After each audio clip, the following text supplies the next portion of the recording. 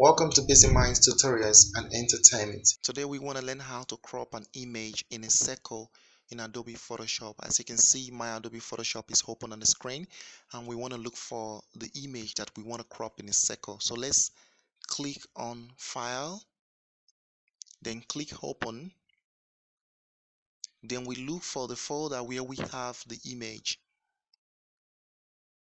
So when you find the image, it's either you double click on this image to open it in Photoshop, or you just click it once and click open. Now you can see my image is open in Photoshop.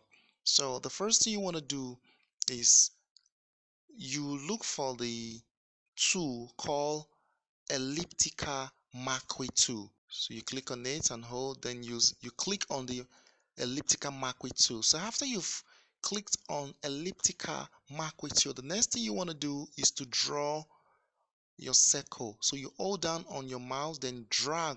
So now that we are holding down on the shift key, so let's draw the circle now. So now that we have the circle drawn, the next thing is to place your mouse inside the circle and reposition the circle to fit it, to the desired area where you want it. So I think I like it like this. Go to the select, click on select, then click inverse. Done. So let's hit the delete key on our keyboard to get rid of the area outside the circle. So now you can see we've gotten rid of the area outside the circle.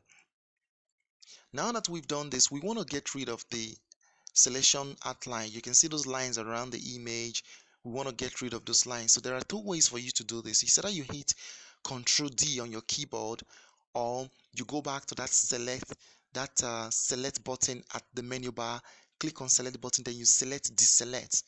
Those lines will be, you'll see those lines no more. So the next thing we want to do is to trim our image. So we want to trim our image. So to do that, we will go to image, still in the menu bar, go to image, click on image, then select trim for us to trim our image.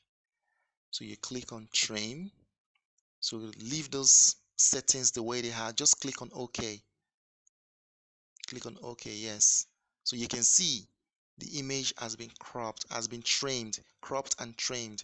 So you can see it's looking very nice now. So that's how you basically crop an image in a circle. Then you can save, but make sure when you're saving, you should save your image as a PNG file and not JPEG, because you want the background to be transparent.